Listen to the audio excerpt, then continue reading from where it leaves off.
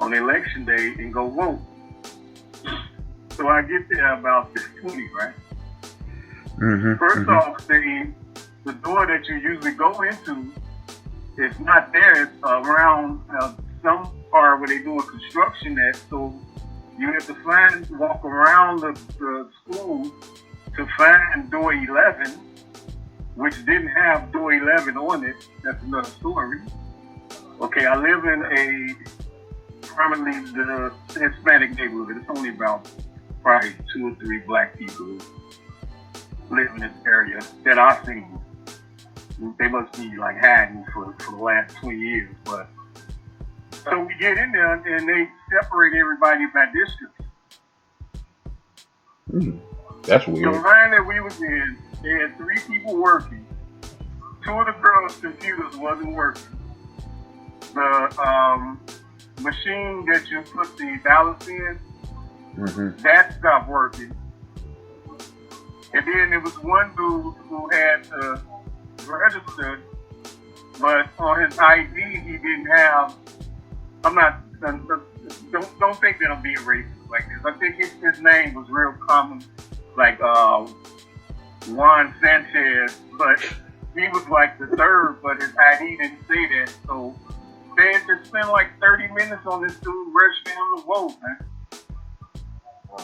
Like, dude, why in the hell didn't you get this done before this, man? Yeah, Juan Sanchez. So we was waiting. It was just, and then what was crazy is the people that was in the line. Me and the black sisters, the only 2 people of color, well, black people. Of color. I ain't trying to hear that. That was in the whole polling place, man. And we was in the lowest line. I was there. I didn't leave out of there till like 8:15. And the only thing, I'm not gonna lie, that stopped me from saying, you know what, man, screw this, I'm going home, was me telling my daughter when she turned 18 that she needs to stop home. Other than that, I probably would have came home and been like, and I tried. Hey, man, I'm glad you didn't, man. I'm glad you didn't, man, because it's your civic duty, man. I've only voted 1, 2, 3. This is my 4th time voting for president. I voted for mayors and stuff like that. This is only my 4th time voting for president because I didn't like Bill Clinton. He was a creep. I knew he was a creep. I didn't like Bill Clinton from the time he played that damn saxophone on Arsenio Hall. And I'm not kidding at all. I was like pandering, huh? And I never voted for him, man. But anyway, man, I'm glad you voted, man. You did your civic duty. You gave it the old college try. And if nothing else, you can say you did what you're supposed to do, man. But moving forward, let's get to sports. And as Joe, even though he sent thumbs up on the report, skipping the MLB segment of this, we want to give a shout out to D-Great and Los Angeles Dodgers, seeing how Joe can't read. Big ups to the Los Angeles Dodgers on the series. You say what? I can read. I thought it said the Dodgers. That's why I said congratulations to the Dodgers. But did you not think we were going to talk about the Dodgers? I didn't see anything about the Dodgers. Yeah, you ain't seen nothing about the Dodgers, huh? Okay. No, congratulations, LA Dodgers. When you said that to him, you have nothing about the Dodgers on here, bro. So go ahead. But we got. Do we have a Major League Baseball segment on here? You said. Do we have a Major League Baseball segment on here? This is why you got fired last time. What you sent me. This is why you got fired last time. You about to get fired again. You want to get fired again, Billy Martin? You want to get fired again, Billy Martin? Hey, man, that's another thing, though, man. Elgin Baylor was dope, man. Oh, yeah, Elgin Baylor was fired. On the serious side, Elgin Baylor was fired. That's why I put that up there. So when you going to get a prize for David Robinson? See, man, you keep pressing me for this David Robinson thing, and I was going to do David Robinson this week, but you mouthed it off. So I said, I ain't doing nothing just because he said. I swear to God, on the phone. On the phone. Nah, but on the serious side, man, hell of a win by the Los Angeles Dodgers. First time in 32 years. Last time they won, I predicted it in my shop class. It was pretty entertaining. You notice, I mean, y'all, I know I'm gonna go down this caping for LeBron again, but it's amazing how only very few people talk about asterisks. But when LeBron won, it was an asterisk. But that's neither here nor there. Salute to the Dodgers. The real story is not the Dodgers simply because I believe, for selfish reasons, Justin Turner was diagnosed in the 7th inning of a World Series game, or the Game 6 championship game, the deciding game of the World Series, with COVID-19. He was told to find him a nice seat, get comfortable, wait till the end of the game. They said, Justin, you got COVID, so we need you to. But he took it upon himself not to. And at the behest of Major League Baseball, he ran out to the field. He's sitting next to his manager. He's sitting around these people with their children. What are your thoughts? What should be done? Alright. I never won a championship or World Series before, so I can't exactly say that I wouldn't be out there celebrating with my team. Because I know I would, especially if I was a part of it. But then he should have took other precautions. You know, granted that, you know, that he was told in the middle of the game, it should have been at least stayed away until it's time to take this big picture and then put on this mask and get around and want to be around that way. But it's kind of weird. It is definitely kind of weird because I preach it every week. They say keep the mask on, they wait for people to sit, and he just threw it all out the window. I mean, shit, the Dodgers was aware of it and they wasn't saying anything. So, I mean, thankfully, no one has been, at least that hasn't been announced that anyone else has been affected. So, I mean, I guess it was just one of those things where you celebrating a championship, man. I wouldn't have did it, but, you know. Do y'all think he should be penalized? What do y'all think should happen? I think he definitely should be penalized. And if the Dodgers knew that he was infected, well, they didn't know until the 6th inning. They didn't know until they came and got him. Nobody knew until they came and got him. I mean, they knew at the 8th inning because that's when they pulled him out of the game. Right, that's what I'm saying. They didn't know until they pulled him. And he was he was effectively told to find you a nice, comfortable chair, and as I said before, sit your ass down. So they should have been treating that motherfucker when he came out during the celebration like he had. That's a tease, man. Well, me, man, I think it's. I think it was totally disrespectful on his behalf. I think it was totally. I do think it has been totally disrespectful on behalf of Major League Baseball. And the reason I say it's totally disrespectful on behalf of Major League Baseball is this. You know what? They should have had security come pull his ass off the field.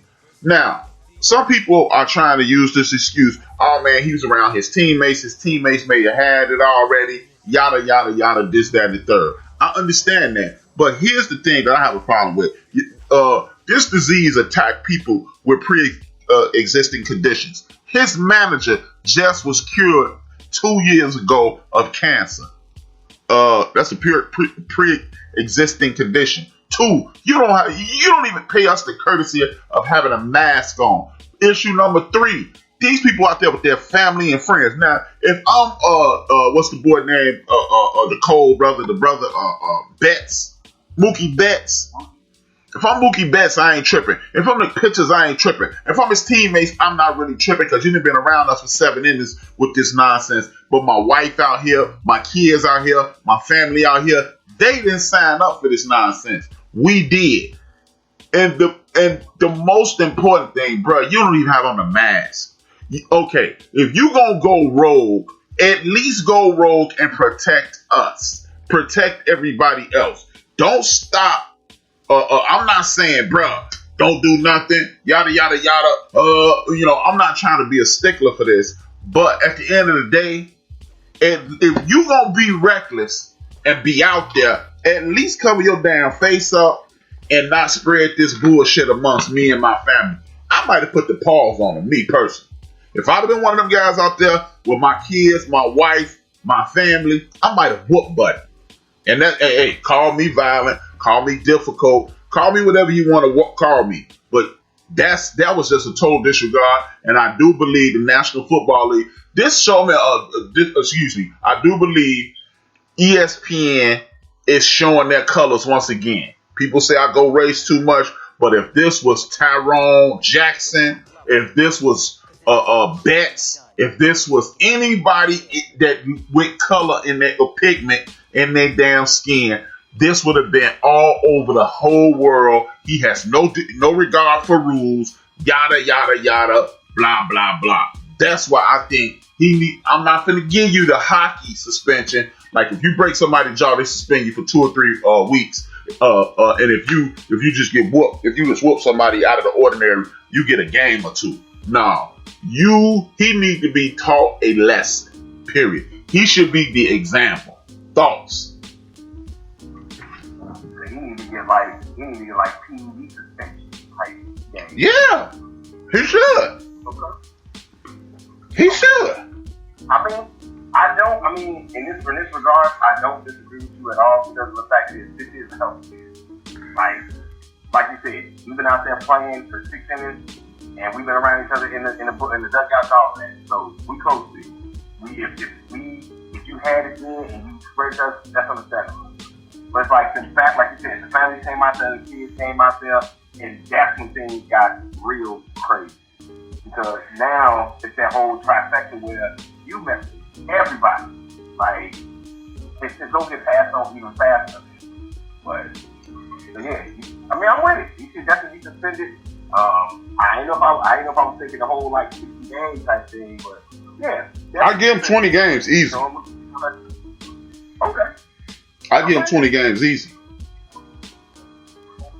Because he looking at it probably, he a free agent. I ain't gonna be with the Dodgers next year. No way. I won a World Series. But nah, bro. And it just shows the disrespect that ESPN continues to lay on people from our community. Because if this was a brother, I don't give a damn what nobody say. We still talk about, I'm trying to figure out how is Barry Bonds the poster boy for, how is he the poster child for PEDs? And he's never tested positive. But Roger Clemens has more clouds around his head. The story that broke this wide open was Big Mac. Big Mac saying, Jose Canseco saying he injected Big Mac. Big Mac and Sammy, if anybody should be the faces of this. And the thing is, it's just ridiculous, man. It's just ridiculous. I'm gonna get on their ass again later on in the show because it's some bullshit, man. I'm just tired.